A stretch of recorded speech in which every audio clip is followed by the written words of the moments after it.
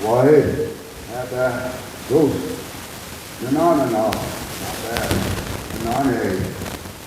Just want to introduce myself. Just introduce myself in my language, Arapaho. And just say hello to all the men and the women folks. And my name is Nalbat. I'm in the Southern Breeze. I'm Hanane, Arapaho, people from Oklahoma. There's two bands of Arapahos. There's a northern and there's a southern band. Northern up there in Wyoming and southern band down in Oklahoma. We're closely related to our Cheyenne relatives in Oklahoma. So we stuck together through a lot of wars, Indian wars, a lot of massacres. And there's two bands down there, Cheyenne, Southern Rappahoes, are still together to this day. And I don't think they'll ever pull us apart. But along with saying a little bit about this Gourd dance on our perspective and our protocols as the Arapaho people. Me and my brother Glenn Pedro, we belong to the Starhawk Society of Oklahoma. It's a Arapaho Gourd clan and society that formed back in the 1920s, like the 19 teens to the 1920s. And through what happened back then when they were stopping things, it didn't go away, it went, I say, dormant. And then in the mid 1900s, around 1950, they picked it back up. And it became together a clan, which was the Star Clan. And a society, a warrior society called the Tomahawk Society. So that's how it formed in the 1950s as the Starhawk Society, Gourd Clan. So, but with me and my brother and our families, we come from the Pedro family, and we're out of the Gracie Leggins clan, north of Calumet, Oklahoma. And it's not a reservation no more, we call it a nation, because they opened up the Oklahoma land rush for these settlers to come in. Once they relocated a lot of indigenous tribes over there, I think maybe one of the original tribes to Oklahoma area was the Comanches.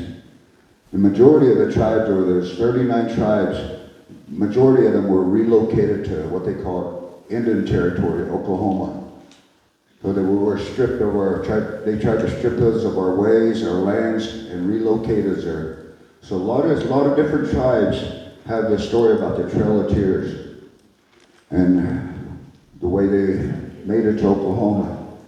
And a lot of these tribes, they picked up this Gourd dance back in the late 1800s, 1900, early 1900s. And to us, it's a warrior's dance. So when they would go off to battle and they come back, they have war dances, and they also have this Gourd dance. This Gourd dance, which is like these other ones were saying, closely related to our sun dance.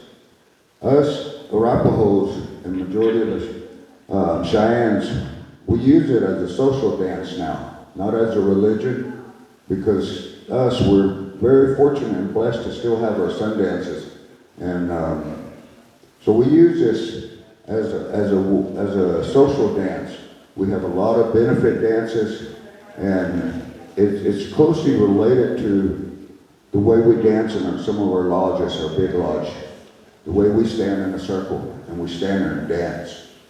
So, and also, this bandolero, these mescal beans, it was a ceremony way back in the day that we're told, before the Purity religion came about, that they would have a religion, a ceremony in a teepee. And those old guys would eat these mescal beans. Mescal beans can really hurt somebody if you eat too many. But that's what they would use as their sacrament. And then Purity religion came on.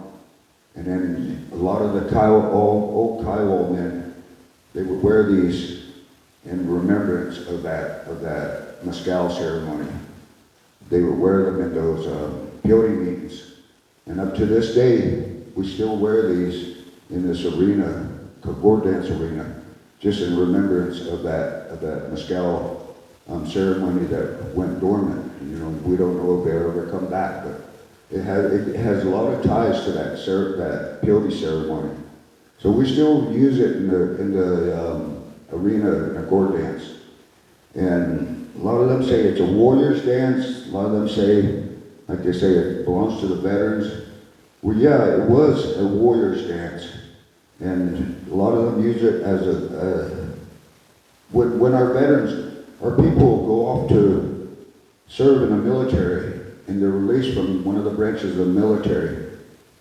Cheyennes and Arapahos in Oklahoma, a lot of them will honor them with the Gourd dance. And they're released from the branch of whatever branch they served in. Then they'll bring them back into the arena like that and honor them like that.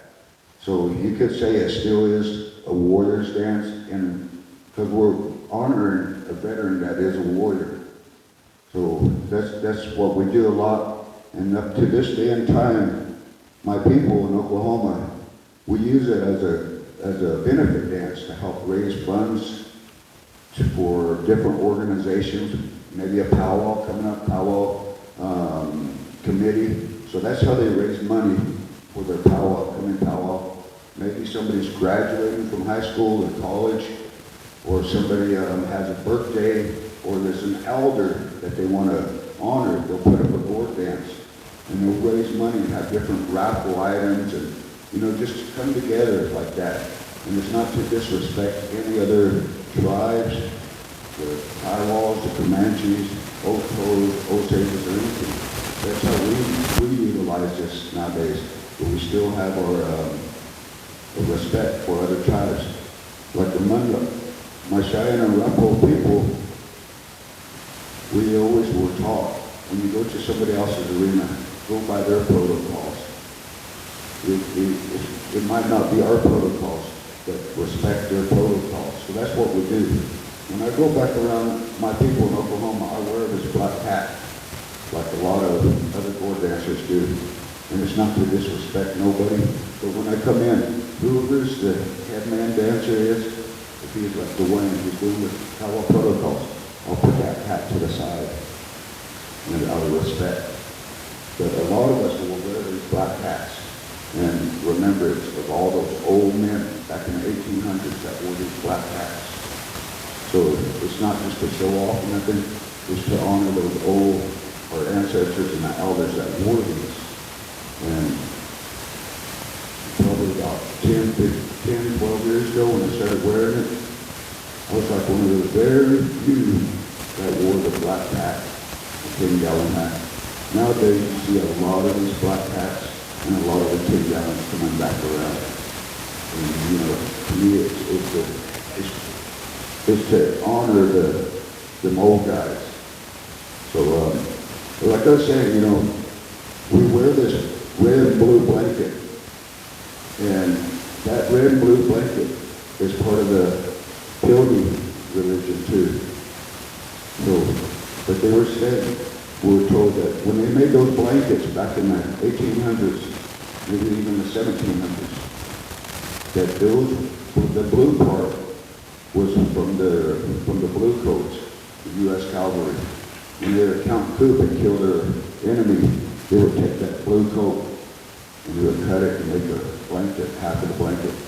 And that red part, it comes from Canada. Those Canadian Mounties, they wore red. Their jackets were red. So a lot of those tribes up there, they would take that red blanket and that red jacket, and they would make a blanket out of it. So that's how we put it together. The blue part, that's the blue coats, that red part, and those Canadian Mounties. And it's not to, it's like, say, our war souvenir, but it's also to honor our enemy. Like somebody had mentioned earlier about praying for your enemy. And we still do that, even though our enemy hates us. We still pray for them. We still honor them by wearing what they wore when they counted food. So with that, you know, like I say, me and my brother were with the